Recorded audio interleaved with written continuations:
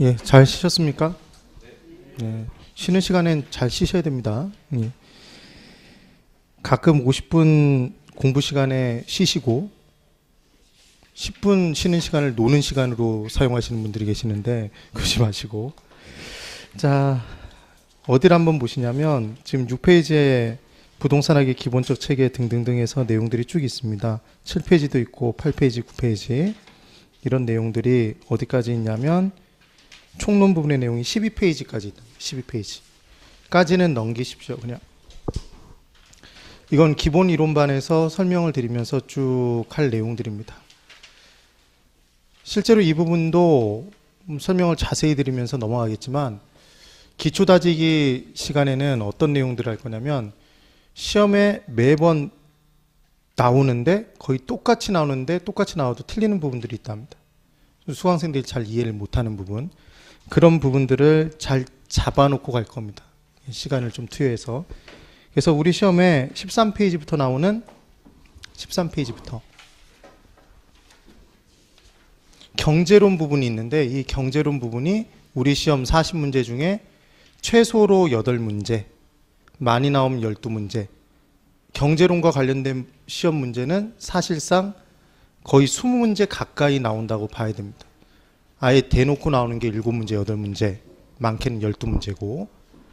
그래서 그만큼 중요한 부분인데 이 부분을 잘 아시는 분들은 부동산 학개론을 굉장히 쉽게 느끼시고 경제론을 잘 못하는 사람은 부동산 학개론 자체가 어렵다고 생각을 하시게 됩니다. 그래서 제일 중요한 게 경제론이다. 경제론부터 이제 들어가 보도록 할 겁니다. 그리고 실제로 기출된 문제까지 어떤 식으로 나오는지도 제가 설명을 드려볼 테니까 쉽게 이해가 되는지를 한번 보십시오. 자, 이제 13페이지 펴두시고 페이지는 칠판만 잘 보시면서 따라오시는 겁니다. 제가 이 부분에서 설명드릴 내용들을 쫙 잡아서 설명을 드려볼 테니까.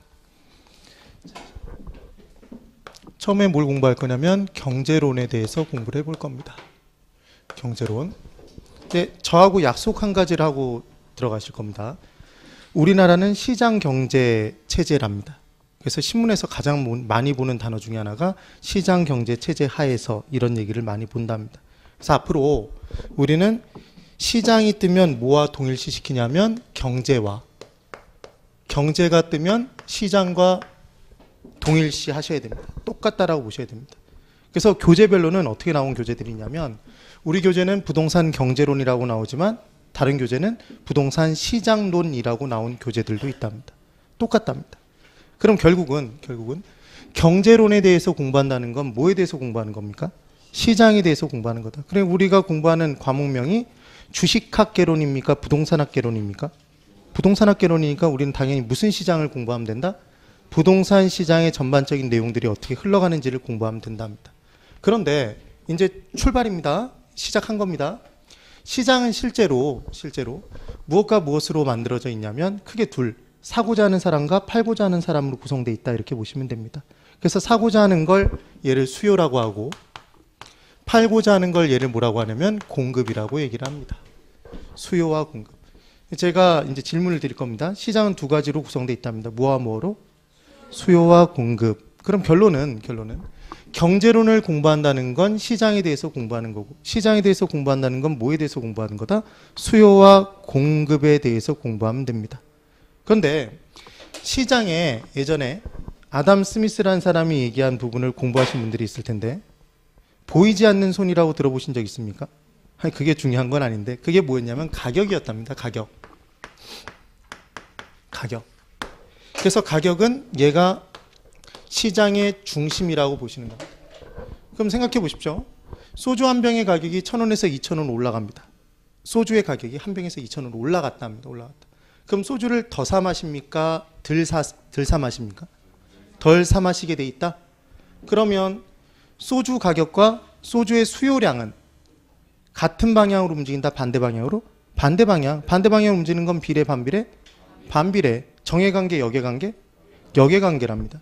결론은 뭐냐면 우리는 시장에 대해서 공부하니까 시장은 수요와 공급이니까 수요의 법칙이라는 게 있고 공급의 법칙이라는 게 있을 거 아닙니까? 네? 그러면 법칙은 분명히 무엇과 무엇의 관계일 텐데 중요한 건 시장의 중심이 무엇이니까? 가격이니까 수요의 법칙이라는 건 가격과 수요량의 관계를 얘기하는 거고, 무엇과 무엇의 관계를? 가격과 수요량의 관계. 그게 바로 하나의 뭐다? 수요입니다. 수요. 그럼 공급의 법칙은 무엇과 무엇의 관계를 나타내겠다? 가격과 공급량의 관계를 얘기할 겁니다. 어려운 게 아니라. 그럼 다시 질문을 드려봅니다. 바꿔볼 겁니다. 수요는 하나입니까? 둘의 관계를 얘기하는 겁니까? 둘의 관계. 수요의 법칙은 둘의 관계를 얘기합니다. 머릿속에 딱 떠오르는 게 하나 있어야 된다. 시장의 중심이 뭐다? 가격. 가격과 수요량의 관계. 그럼 수요의 법칙은 끝난 겁니다. 수요의 법칙은 가격과 수요량이 비례, 반비례, 반비례. 이게 끝인 겁니다.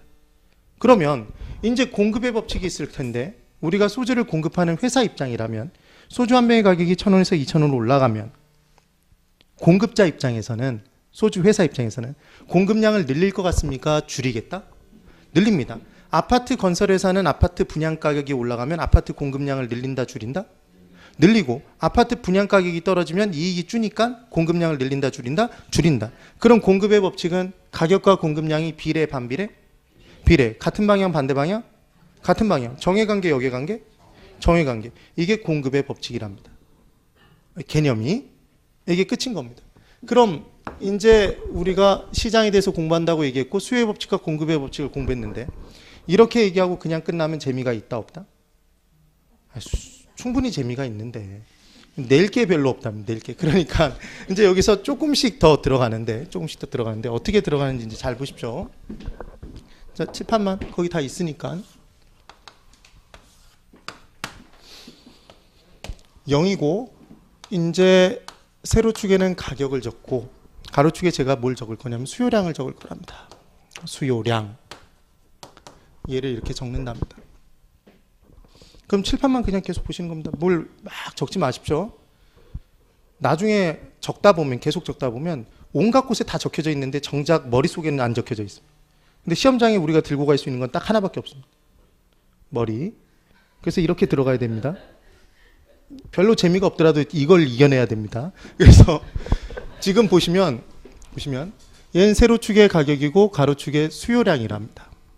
그럼 여기서 무언가 점이 하나 찍힌다면 얘는 무엇과 무엇의 조합이다? 가격과 수요량의 조합입니다. 그러면 제가 여기다가 뭔가를 그리면 저는 수요를 그리는 거겠습니까? 공급을? 가격과 수요량의 관계는 뭐라며? 하나의 수요가 되는 겁니다. 그러면 이제 가격이, 단위당 가격이 100원일 때 이때 사겠다는 양이 몇 개였냐면 50개였답니다. 예를 들어서. 그럼 얘를 그래프상에 이렇게 점으로 찍었습니다. 이제 처음 출발입니다. 이걸 놓쳐버리면 나중에 굉장히 어려워집니다. 그때 가격이 얼마로 올라갔냐면 얘가 300원으로 올라갔습니다. 가격이 300원 올라갔다. 그럼 가격이 올라가면 수요량은 증가한다, 감소한다? 감소합니다. 그게 우리가 공부한 반비례니까. 그래서 수요량이 얼마로 줄었냐면 10개로 줄었답니다. 이렇게 줄었습니다. 그럼 얘도 가격 300원일 때 수요량 10개를 그래프상에 이렇게 점으로 찍을 수 있습니까? 점으로 찍었습니다.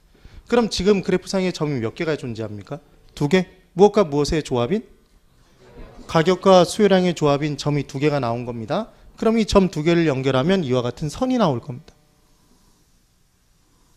이렇게 선이 나왔답니다. 그럼 이 선은 단순히 가격과 수요량의 조합인 점 2개의 연결입니까? 이 안에 무수히 많은 점들의 모임이다. 점들의 모임입니다. 무엇과 무엇의 조합인? 가격과 수요량의 조합인 점들의 모임이다. 아까 제가 가격과 수요량의 조합이 뭐라고 그랬습니까? 수요. 그러니까 지금 우리는 뭐 하나를 그려놓은 거네? 수요를 그린 거 아닙니까? 수요를. 그래서 지금 그린 이 곡선이 뭐고? 수요고. 지금 수요 하나가 뭐 하나로? 곡선 하나로 표시된 겁니까? 네. 그래서 우리가 학창시절에 사회시간 같은데 정치사회 뭐 이렇게 공부를 할 때 이 부분에 대해서 가끔 공부하는 경우가 있답니다. 이 그림을 그리면서 뭐라고 그냥 넘어가냐면 얘는 우하향하는 곡선으로 수요 곡선이라고 얘기를 한답니다. 근데 여기서 하나 꼭 기억해야 될 건 뭐냐면 얘는 사실상 뭐 하나가, 수요 하나가 무엇 하나로? 곡선 하나로 나타난 거다. 그럼 뭐와 뭐가 같은 거네 지금? 곡선 하나가 수요 하나인 겁니까? 수요 하나가 곡선 하나로 나타난 거지 지금. 이 나타난 곡선이 하나의 수요지 않습니까? 그래서 사실은 수요 곡선은 줄임말인 겁니다. 뭐의 줄임말이냐면 수요를 나타내는 곡선의 줄임말인 겁니다. 지금 개념이 다시 출발. 지금 제가 어떻게 그렸냐면 세로축과 가로축을 해놓고 점 두 개를 찍었답니다. 가격과 수요량의 조합인. 그래서 그 점 두 개를 연결해서 선 하나를 만들었다. 걔들이 무슨 의미하는 가격과 수요량의 조합인 점들의 모임이더라. 걔가 하나의 뭐다? 수요다. 수요. 그 수요 하나가 뭐 하나로 나타나고 있다? 점 하나로 곡선 하나로 이렇게 나타났답니다. 그러면 이제 출발입니다. 시험 문제 14페이지를 한번 보십시오. 14페이지. 시험 문제. 가장 빈도수가 많게 나온 문제가 뭐냐 그러면 학계론에서는 수요량의 변화와 수요의 변화입니다. 14페이지에 19.2 있습니까? 괄호에 그렇게 돼 있는데 이제 거기 보셨으면 고개를 드십시오. 그렇단 얘기는 자, 여기를 보시면 우리는 수요의 변화와 수요량의 변화가 있는데 얘를 구분하는 문제가 가장 시험에 많이 나왔다는 얘기입니다, 지금. 그럼 첫 번째. 수요의 변화와 수요량의 변화가 같다, 다르다? 다르니까 얘를 구분하는 문제를 줬을 겁니다. 그럼 무언가를 구분하기 위해서는 구분하는 데 사용되는 기준이 필요하다, 필요치 않다? 필요한 겁니다. 그 기준에 대해서 이제 공부를 하는 거지. 그러면 첫 번째 기준을 우리가 공부를 한 겁니다. 첫 번째 기준을 이미 공부를 했다. 잘 보십시오. 이제 구분기준 1이 뭐냐면 구분기준 1이 지금 뭐 하나가 곡선 하나가 무엇 하나라고 그랬다? 수요 하나입니다. 그럼 우리는 앞으로 공부할 때 곡선의 변화가 나타났다면 뭐의 변화가 나타났다면? 곡선의 변화가 나타났다면 얘는 무엇의 변화다? 수요의 변화인 겁니다. 판단이 되셨습니까? 근데 봤더니 주저리 뭐라고 얘기를 해놨는데 곡선의 변화가 없더라는 겁니다. 곡선 자체의 변화가 없더라는 겁니다. 그럼 걔는 무엇의 변화가 아니네? 수요의 변화가 아닐 겁니다. 그럼 무엇의 변화겠다? 걔는 수요량의 변화일 겁니다. 이해가 되십니까 지금? 그래서 잠깐만 이제 이쪽을 보십시오. 제가 이렇게 곡선 하나를 그렸습니다. 곡선 하나를 그린 겁니다. 그럼 얘는 뭡니까? 수요 하나인 겁니다. 수요지 수요. 그래서 얘가 수요 1입니다. 1이라는 수요다 지금. 근데 이 곡선이 이렇게 우측으로 이동이 됐습니다. 우측으로. 근데 이 부분 하기 전에 하나 질문을 드릴 겁니다. 여기 보십시오. 수요량은 앞으로 이걸 정확히 기억해야 됩니다. 가로축에 있고 수요량은 10, 20, 30, 40, 50 이렇게 우측으로 이동하면 증가 감소? 증가. 그럼 좌측으로 이동하면 감소다? 그럼 우리는 우측 이동이면 증가, 좌측 이동이면 감소라고 대답을 해주셔야 됩니다. 그리고 끝나는 그 순간까지 가격은 상하로 움직인다? 그럼 위로 올라가면 가격 상승, 내려가면 가격 하락인 겁니다. 그걸 대답을 해주셔야 됩니다. 그럼 자 이제 이쪽으로 보십시오. 곡선 하나가 흰 곡선이 지금 노란 곡선으로 이동이 됐답니다. 그럼 노란 곡선은 수요일입니까? 또 다른 수요입니까? 또 다른 수요. 왜 또 다른 수요다? 또 다른 곡선이니까. 지금 뭐 하나가 뭐 하나다? 곡선 하나가 수요 하나인 겁니다. 지금 곡선 하나가 수요 하나니까 또 다른 곡선이면 또 다른 수요겠네. 예? 그럼 얘는 이제 노란 곡선은 수요 2인 겁니다. 그럼 지금은 곡선의 변화가 나타났다, 나타나지 않았다? 예, 곡선의 변화, 곡선의 이동이 나타났습니까? 나타나지 않았다? 나타난 겁니다. 곡선 자체가 변한 겁니까? 곡선 자체가 변한 거네 지금. 네. 그럼 얘는 우측으로 이동했다, 좌측으로 이동했다? 예, 우측으로 이동한 거지 지금. 우측으로. 그럼 얘는 수요의 증가다, 수요의 감소다? 수요의 증가입니다. 수요의 변화입니까? 수요량의 변화입니까? 지금 이제 어떤 생각이 드냐면 양이면 어떻고 양이 없으면 어때서 우리가 이걸 왜 공부해 이런 생각을 하시는데 중요한 겁니다. 중요한 거. 얘는 수요의 변화다. 얘 수요의 변화입니다. 왜 수요의 변화다? 곡선 하나가 무엇이라며? 수요 하나. 그게 제일 중요한 거라니까. 곡선의 변화면 무엇의 변화? 수요의 변화인 겁니다. 얘는. 지금 우리가 본 건 수요의 증가고. 증가고. 그럼 이번엔 자 여기를 보십시오. 곡선이 파란 곡선으로 변화가 된 겁니다. 그럼 파란 곡선은 수요 1이다 수요 2다 또 다른 수요 3이겠다. 또 다른 수요 3입니다. 왜? 또 다른 곡선이니까. 그럼 흰 곡선이 파란 곡선으로 좌측으로 이동이 되면 얘는 곡선 자체의 변화? 곡선 자체의 변화니까 무엇의 변화?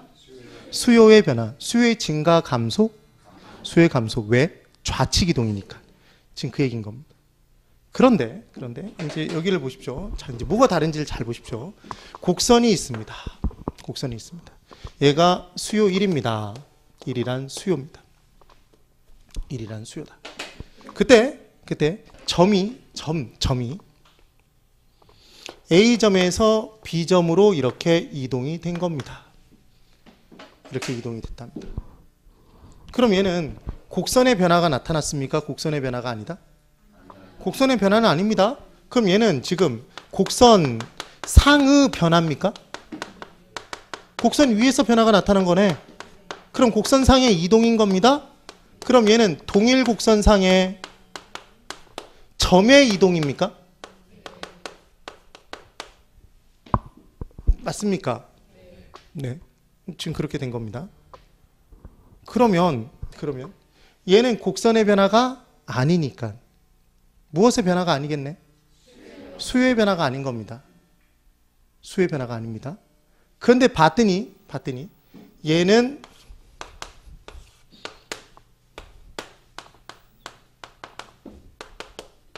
보십시오. 점이 A점에서 B점으로 옮겨졌다는 얘기는 가격이 올라가서 내려가서 자 올라갔는지 내려갔는지 이 둘을 비교하면 되겠네? 상하 비교. 올라간 거네? 가격이 올라가서. 수요량이 증가 감소? 감소한 겁니까? 그럼 얘는 수요량이 변했다 변하지 않았다? 수요량은 변했네? 수요량은 변했지 않습니까? 지금 개념이 이해가 되셔야 됩니다. 그러면 얘는 수요의 변화인지 수요량의 변화인지를 우리 보고 만약에 구분을 하라고 누군가 물어보면 우리는 어떻게 하면 된다? 얘는 곡선의 변화가 아니네. 곡선의 변화가 아니니까 우리는 뭐라고 대답하면 된다? 얘는 수요량의 변화입니다. 이렇게 얘기하면 끝나는 겁니다.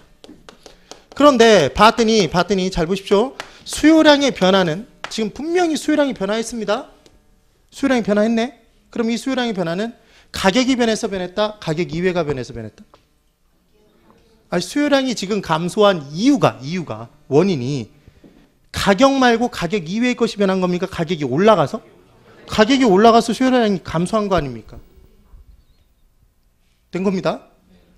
그러면 아까 제가 뭐라고 말씀드렸냐면 하나의 수요는 잘 보십시오. 이쪽 보십시오. 하나의 수요는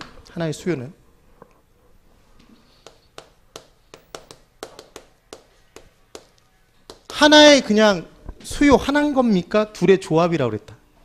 둘의 조합. 무엇과 무엇의 조합?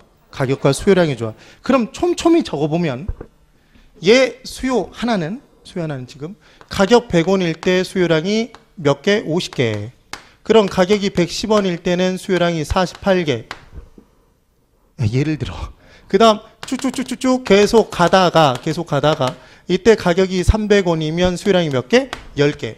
그리고 또 있습니까? 이렇게 있겠지. 그럼 얘는 마음 먹어 놓은 겁니까, 여러분? 누군가가 마음 먹어 놓은 거네. 누가? 수요자가 이 물건의 가격이 100원일 때는 나는 최대 몇 개를 사겠다? 50개를. 300원일 때는 최대 몇 개를 사겠다? 10개를 사겠다. 각각의 단위당 가격별로 하나당 가격별로 그에 맞는 최대 사겠다는 수요량을 정해놓은 거다. 누가? 수요자. 그럼 수요는 누구의 마음 속에 있는 겁니까? 이게 수요자의 마음 속에 있는 거지. 네. 그러니까 중요한 건 수요자의 마음은 두 가지로 구성되어 있는 겁니까? 그 어떤 부동산이 있으면 그 부동산 가격이 얼마일 때는 몇 채를 사겠다 이런 식으로 사과의 가격이 얼마일 땐 몇 개를 사겠다 이렇게 쭉쭉쭉 다 정해놨답니다. 이게 수요자의 마음속에 있는 거다. 그럼 이제 잘 보십시오. 제가 질문드린 요를 정확히 기억하시면 이 부분은 그냥 끝나는 겁니다. 다르게 설명할 수도 있지만 이게 가장 간단한 겁니다.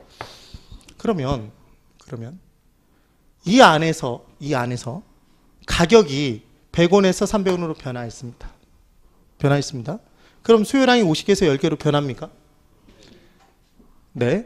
그럼 여기서 질문합니다. 수요자의 마음은 변했습니까? 변하지 않았다? 안 변했지. 안 변한 게 포인트인 겁니다. 수요자는 뭐라고 마음을 먹어놨다고 얘기를 했냐면 하나당 가격이 몇 개일 때는 하나당 가격이 100원일 때는 50개를 사겠다. 300원일 땐 10개를 사겠다고 마음 먹어놓은 겁니다. 이미 수요자가 다 마음 먹어놓은 내용이지 이건. 수요자의 마음이 이렇게 정해져 있는 거라니까. 이게 수요 하나라니까. 수요 하나. 네. 그럼 이때 그 해당 재화의 가격이 올라가든 내려가든 그래서 마음 먹은 대로 수요량이 그 맞는 조합을 찾아다니는 건 원래 마음 속에서 돌아다니는 거다. 원래 수요 위에서 돌아다니는 거네. 이해가 되십니까? 그러니까 얘는 수요의 변화가 나타난 게 아니지. 마음이 변한 게 아니란 얘기입니다. 네. 그래서 뭐는 변했으니까? 단순히 수요량이 변했으니까 얘를 무엇의 변화라고 한다? 수요량의 변화. 그럼 수요량의 변화는 뭐가 변하면 나타나는 거다? 해당 재화의 가격이 변했을 때 나타나는 게 수요량의 변화인 겁니다. 마음의 변화는 없는 거지 지금. 이해가 되십니까? 그런데 자 이제 보십시오.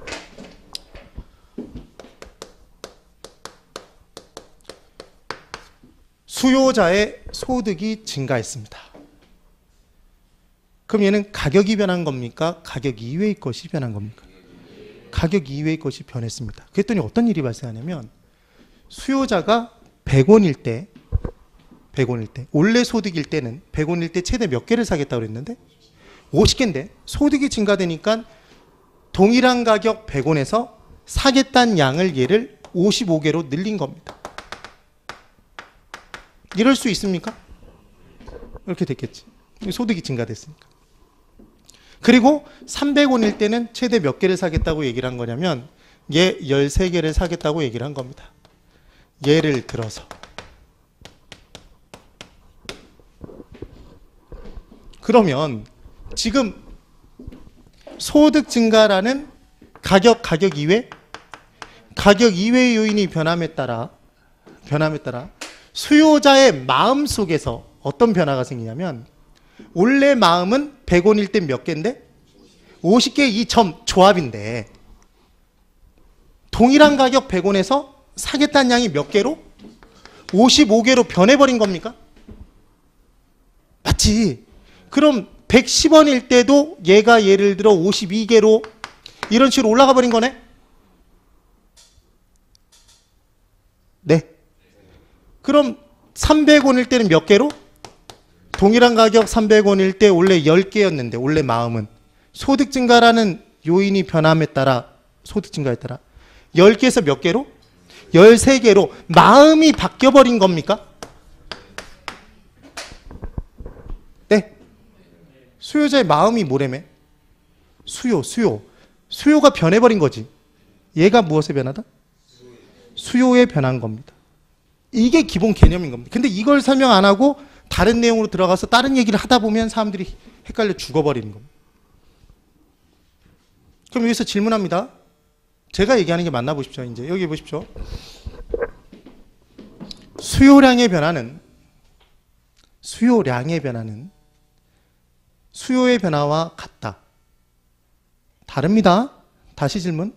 수요량의 변화는 수요의 변화와 다르게 곡선 자체의 변화는 없다. 맞습니다.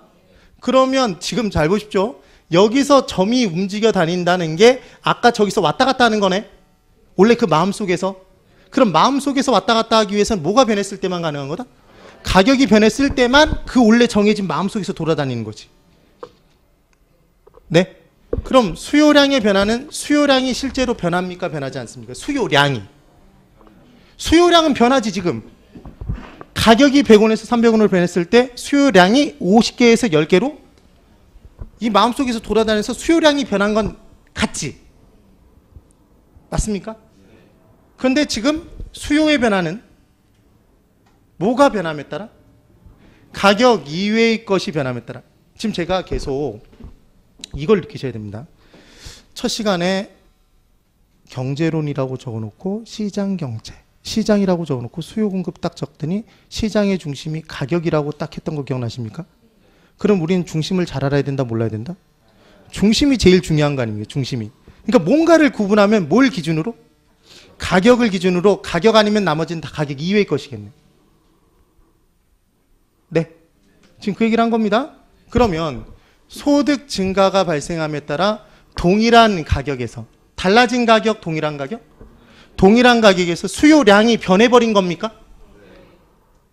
그럼 원래 선상의 점이 유지된다, 삐쳐나간다. 삐져나가게 돼 있는 거 아닙니까? 지금처럼. 네. 그러면 지금 삐져나간 이 두 개의 녹색점을 연결시키면 이와 같은 녹색 선이 나옵니까? 네. 그럼 얘는 곡선의 변화가 나타났다, 나타나지 않았다? 곡선의 변화, 곡선의 이동이 나타난 겁니다. 지금 눈에 보이지 않습니까? 그럼 얘는 수요의 변화다, 수요의 변화가 아니다? 수요의 변화인 겁니다. 얘 수요의 증가입니까? 수요의 감소입니까? 수요의 증가입니다. 그럼 이제 뭘 알겠냐면 수요의 증가란 가격 이외의 요소가 변함에 따라 동일한 가격에서 뭐가 증가하는 것이다? 수요량이 증가하는 겁니다. 그래서 수요자의 마음이 아예 다 바뀌어버린 거네. 다른 조합으로 바뀌어버린 거지, 각각. 이게 수요의 변화인 겁니다. 그럼 수요의 감소는 느낌 딱 꽂히네. 뭐가 변함에 따라? 가격 이외의 것이 변함에 따라. 왜냐하면 가격이 변화했을 때는 원래 그 마음속에서 돌아다니는 거니까. 그 곡선 상에서 움직여 다니는 거니까. 가격 이외의 요소가 변함에 따라 동일한 가격에서 수요량이 다 감소하면 좌측으로 움직인 곡선이 나타납니까? 이게 수요의 감소인 거지. 그럼 질문. 수요의 변화와 수요량의 변화는 공통점이 있네. 둘 다 수요량이 변한다, 실제로 변하지 않는다? 수요량이 변화하는 건 똑같지. 근데 변화시키는 요인이 가격이 변해서 변하는 건지 가격 이외인지만 구분하면 끝나는 거 아닙니까? 그러니까 구분 기준 2는 뭐겠다? 그러니까 누가 와서 물어본 겁니다. 얘가 수요의 변화예요? 수요량의 변화예요? 이게. 이렇게 물어보면 우리는 구분하는 기준을 두 가지를 공부한 겁니다. 첫 번째 하나, 곡선의 변화가 있었는지를 판단한다. 곡선의 변화가 있었으면 무엇의 변화? 수요의 변화. 없었으면 수요량의 변화. 끝. 기준 하나. 두 번째 기준. 기준 2. 주어져 있는 게, 그러니까 판단하라고 얘기한 게, 예를 들어 이게 부동산 수요인데 부동산 가격이라고 나왔습니다. 그럼 얘는 가격입니까? 가격 이외입니까? 가격이 변한 거네. 그럼 가격이 변해서 수요량이 변하는 건 뭐래매? 얘 수요량의 변화라고 판단하는 거 아닙니까? 그럼 이번엔 인구가 증가했답니다. 인구 증가. 그럼 인구가 증가하면 부동산 수요량이 변합니까? 변하지 않습니까? 실제로 변합니다. 그럼 얘는 수요의 변화인지 수요량의 변화인지를 물어봤다면 얘는 수요의 변화. 왜? 가격 이외의 것이 변했으니까. 얘는 동일한 가격에서 수요량이 다 바뀌어버리겠네. 마음이 바뀌어버리는 거지. 그러니까 얘는 수요의 변화라고 대답하시면 되는 겁니다. 그럼 결론. 우리는 이제 이걸 안 겁니다. 이 문제를 죽어라고 내는 출제자에게 회심의 일격을 가해질 수 있답니다. 우린 절대로 헷갈릴 이유가 없는 겁니다.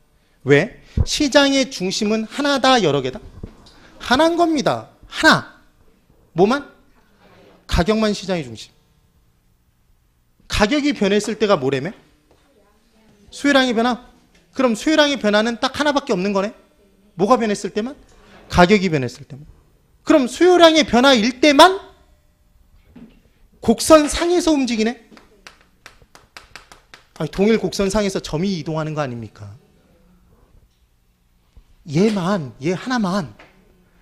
그럼 얘를 뺀 나머지는 전부 다 가격 이외의 것입니까? 그럼 걔들은 다 수요의 변화네. 그럼 걔들은 다 곡선의 변화지. 곡선 자체의 변화. 이해가 되셨으면 고개를 끄덕끄덕 해보십시오. 이 얘기를 하니까 개념이 그런 겁니다. 개념이. 그러니까 출제자가 문제를 낼 때 뭐를 내고 정말 좋아하냐면 이런 걸 내고 좋아하는 겁니다. 지문을 이런 식으로 낸다니까. 부동산 가격이 상승하면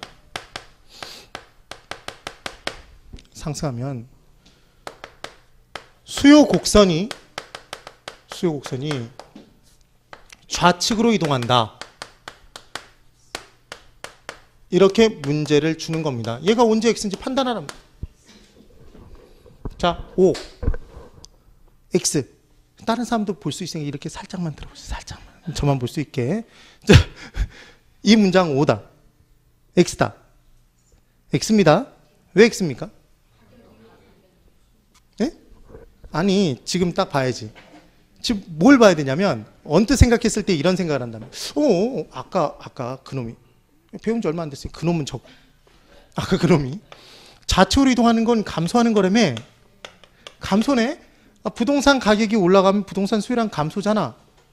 반비례라며. 오 이렇게 체크하고 넘어가 버립니다. 이 문제는 뭐에 대한 문제였는데? 수요의 변화와 수요량의 변화를 판단할 수 있는지의 문제인데 이걸 잘못 생각한 거지. 네. 이렇게 판단하는 게 아니란 얘기입니다. 그건 뭐냐면 지금 뭐가 변했다고 됐다? 가격이 변한 거 아닙니까? 가격. 그럼 수요량이 감소는 하는데 어디 상에서 움직이는 거다? 동일 곡선 상에서 움직이니까 곡선 자체가 이동했다 그러니까 얘는 x인 거지. 그러니까 이 문장은 부동산 가격이 상승하면 그것은 수요의 변화다라고 얘기를 한 거네. 그게 x지. 무엇의 변화? 수요량의 변화이니까. 이해가 되십니까? 그러면 이제 문제를 쉽게 푸는 사람은 어떻게 생각할 수 있냐면 이러면 되는 겁니다. 제가 수요의 변화입니까? 수요량의 변화입니까? 이렇게 구분하는 문제를 낸다면 다 마음속으로 뭐의 변화라고 대답할 준비를 한다? 다 수요의 변화라며. 다. 거의 대부분이 다. 그러니까 수요의 변화라고 대답할 준비를 하는 겁니다. 곡선 자체가 움직인다고. 네. 근데 딱 하나 뭐가 나왔을 때만? 가격이 나왔을 때만 무엇의 변화고? 수요량의 변화고. 걔만 곡선상의 점의 이동이다. 이러면 끝나겠네. 그럼 우리는 가격인지 가격 이외인지만 판단하면 되는 겁니다. 그래서 판단하는 재화를 당해 재화 또는 해당 재화라고 하는 겁니다. 여기서 하나. 우리 학계론을 좀 어렵게 생각하시는 분들이 뭘 어려워하냐면 교재별로 해당 재화라고 얘기하는 교재도 있고 당해 재화라고 얘기하는 교재도 있습니다. 교재별로 근린 지역이라고 얘기하는 교재도 있고 인근 지역이라고 얘기하는 교재도 있습니다. 교재별로 똑같은 내용을 설명하는데 교재별로 이렇게 이름이 달라집니다. 같은 겁니까? 다른 겁니까? 같은 겁니다. 왜 같냐면 자 생각을 해보십시오. 부동산학이라는 학문은 우리나라에서 만들었겠습니까? 외국에서 들여왔겠다. 외국에서 들여온 겁니다. 그럼 외국에 가서 공부하신 분이 있을 거 아닙니까? 그럼 그분이 교수 A라는 교수님이 계시면 그분이 오셔서 본인 책은 있어야 되니까 번역하는 수준으로 책을 펴내겠습니까? 기존에 배웠던 걸 자기가 배웠던 걸 번역하는 수준에서 책을 펴내겠지. 그래서 A라는 사람이 해당 재화라고 얘기를 한 겁니다. 그럼 B라는 교수님이 이제 유학을 가서 공부를 한 겁니다. 그럼 우리나라에 와서 이제 교수직에 올라가서 책을 또 이제 발표할 때 해당 재화라고 하겠습니까? 다르게 표현한다? 다르게 표현해야 되겠네? 근데 다른 내용을 집어넣을 수 없으니까 뭐라고 하는 거다? 뒤집는 거지. 이게 은근히 많다니까. 그래서 해당 재화, 당해 재화, 근린 지역, 인근 지역 이런 것들이 나오는 겁니다. 이런 거를 고민하면서 문제를 풀 이유는 없는 겁니다. 그러니까 우리가 판단하는 재화를 뭐라고 한다? 당해 재화. 당해 연도가 아닌 겁니다. 해당 재화를 얘기하는 겁니다. 네. 그러면 지금 여러분들이 지금 얼굴 표정 보십시오. 옆에 분 얼굴 표정 보십시오. 굉장히 좋아하고 있지 않습니까, 지금? 이해를 했다는 얘기입니다. 여러분은 지금 정말로 수강생들이 막판까지 헷갈려서 죽어버리는 내용을 지금 단반, 한 20분 정도에 다 이해를 한 겁니다. 물론 배우는 내용들이 또 많아지면 조금씩 헷갈려집니다. 그럼 얘는 중요하니까 제가 계속해서 반복을 시켜드릴 거 아닙니까? 기초이론반에서 기초다지기 지금 11, 12, 그 다음 1, 2월달 1, 2, 3 기본, 그 다음 4, 5 심화, 6, 7 문제풀이, 8, 9 또 문제풀이 할 때 계속 반복을 해드립니다. 그럼 제가 수업 시간에 이 내용만 반복해드리는 게 최하 5번이란 얘기입니다. 그럼 시험장에 들어갈 때 기억이 나겠다 안 나겠다? 당연히 납니다. 당연히. 근데 아무 생각 없이 수요의 변화와 수요량의 변화를 그냥 구분이 왜 생기는지도 모르고 죽어라고 외웠다면 기억 안 납니다. 그러니까 까먹더라도 이해하고 까먹은 건 뭔가 꼬투리만 잡히면 쫙 뽑아 올려져서 옛날 게 생각나는데 단순 암기한 건 그냥 싸그리 다 없어집니다. 다시 처음부터 공부를 해야 됩니다. 됐습니다. 그럼 제가 질문합니다. 중과세는 수요의 변화입니까? 수요량의 변화입니까? 그러니까 머릿속에서 뭐라고 생각할 대답을 해야 되냐면 제가 무조건 무엇의 변화라고 대답을 하라고 했다? 수요의 변화, 수요의 변화, 무조건 수요의 변화. 근데 제가 질문을 던질 때 가격이라고 얘기했을 때만 수요량의 변화라고 얘기를 하라니까. 가격 이외의 것이 나오면 양들은 침묵해야 되는 겁니다. 수요의 변화라니까, 수요의 변화.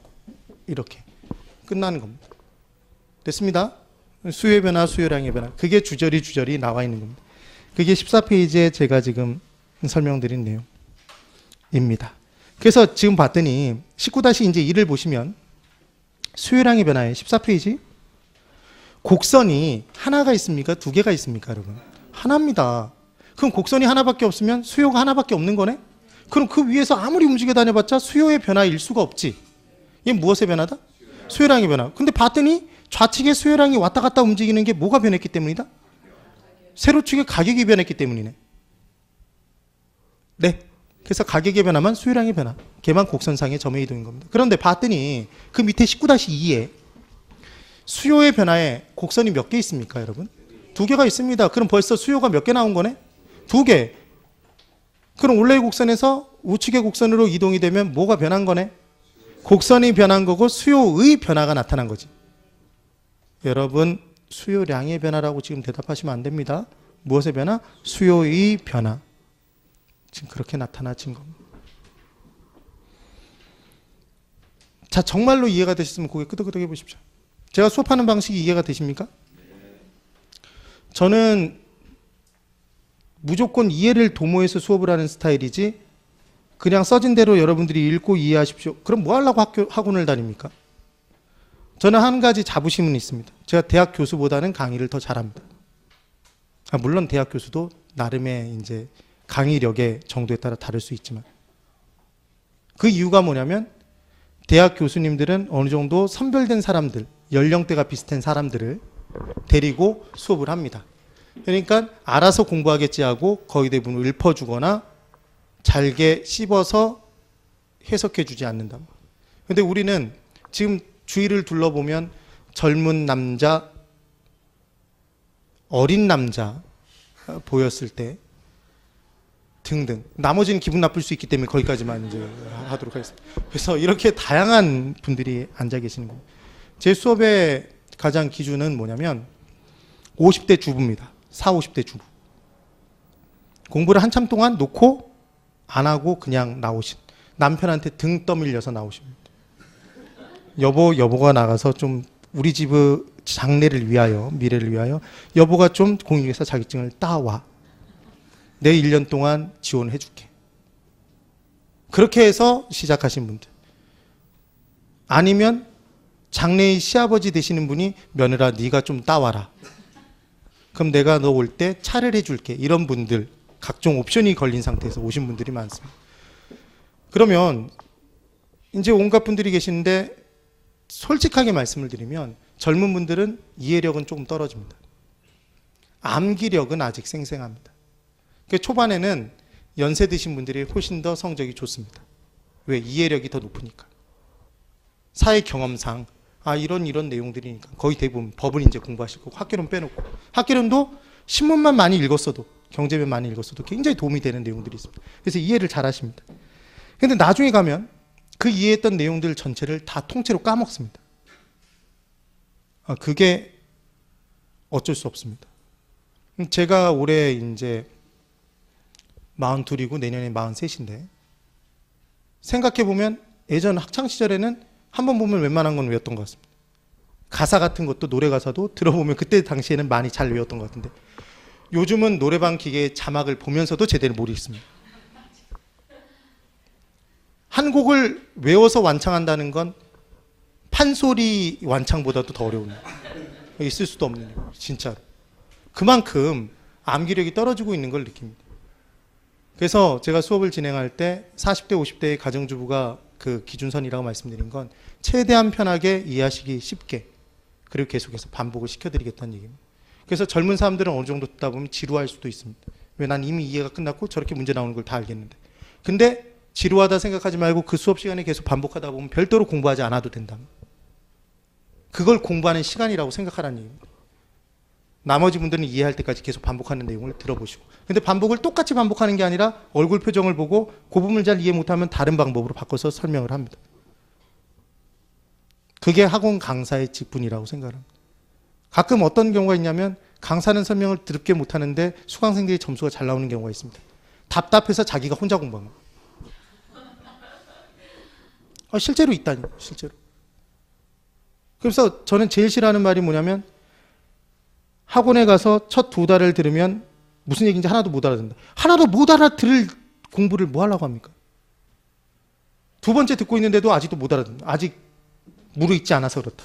3번째 들으니까 이제 자기가 알아듣기 시작하는 겁니다. 왜? 답답해서 자기가 공부를 했으니까. 강사는 똑같은 얘기를 똑같이 반복하고 있는 거예요. 앞에서. 그거는 학원이 아니고 학원 강사가 아니고, 학원 강사는 교수가 아니다라는 걸 깨닫는 게 처음 출발점이라고 저는 생각을 합니다.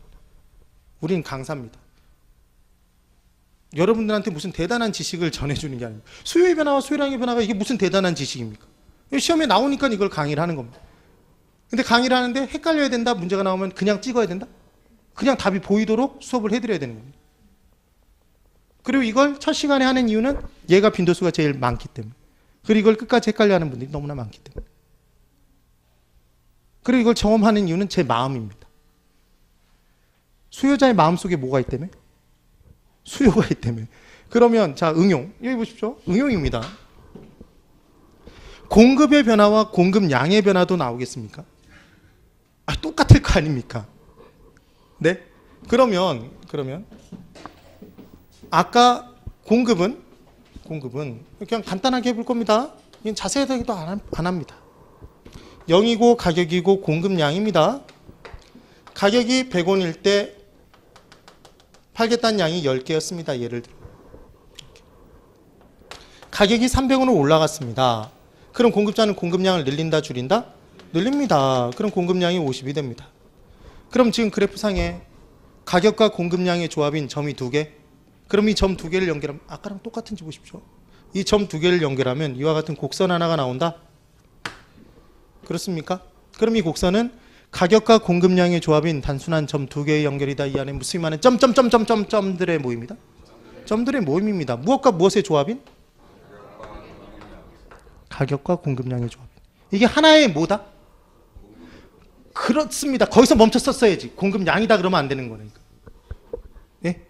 이게 하나의 뭐다? 공급이라니까. 공급. 이 공급 하나가 무엇 하나로? 곡선 하나로 나타난 거네. 그럼 우리는 곡선의 변화가 나타났으면 무엇의 변화? 공급의 변화. 곡선의 변화가 나타나지 않았으면 공급량의 변화. 그럼 이 안에서 움직여 다니는 건 뭐가 변해서 변하는 것? 가격이 변해서 변했을 때는 이 안에서 원래 곡선상에서 움직여 다니네. 그러니까 얘는 공급량의 변화. 가격 이외의 요인이 변했을 때 동일 가격에서 삐쳐나가겠지. 그게 무엇의 변화다? 공급의 변화인 겁니다. 그러니까 공급은 누구의 마음속에 있는 것? 공급자의 마음속에 있는 것. 그럼 공급자의 마음속에 있는 공급은 뭐가 변했을 때는 변하지 않는다? 가격이 변했을 때는 변하는 게 아니지. 가격 말고 다른 게 들어오면 마음이 변해버리는 겁니다. 각각의 가격이 몇 개를 사겠다는 그 마음 자체가 바뀌어버리는 거라니까. 내 계획이. 끝. 이게 수요의 변화와 수요량의 변화인 겁니다. 됐습니다. 15페이지에 이제 누가 수요의 변화와 수요량의 변화를 설명해 달라 그러면 자신 있게 설명을 해줄 수 있어야 됩니다. 근데 자기가 헷갈리는데 옆에 사람 설명해 주지 마십시오, 절대로. 그럼 그걸 듣는 옆에 사람 죽어버려요. 헷갈려서. 이제 15페이지에 19번 재화의 종류라고 있습니까? 있는지 보십시오. 그건 읽을 수 있어야 됩니다, 여러분. 한글은 읽을 수 있어야 이 수업을 들을 수 있는. 자, 여기를 이제 보십시오. 그래서 이 피 같은 시간에, 제일 중요한 건 시간인 겁니다. 시간. 이 피 같은 시간에 여러분들이 이 학원에 왔다는 건 뭔가를 얻어가기 위해서 왔다는 얘기입니다. 그럼 주저리 우리가 인간관계를 도모할 필요는 없지 않습니까? 그럼 문제를 풀 수 있게 내용을 설명드려야 됩니다. 그럼 또 잘 나오는 내용, 헷갈려하는 내용에 재화의 종류에 대해서 이제 잡아보자 이겁니다. 간단하게. 시간이 이렇게 시간이 잘 갑니다. 벌써 40분이 갔네. 근데 처음부터 무리할 필요 없으니까 또 10분 쉬고 재화의 종류와 그 다음 또 제가 설명드리고 싶은 내용을 한번 설명을 또 드려볼 겁니다. 예, 10분을 쉽니다. 10분 쉬라고 그랬지 가시라는 얘기는 안 했습니다. 10분 쉬고 다시 회귀하십시오. 돌아오셔야 됩니다.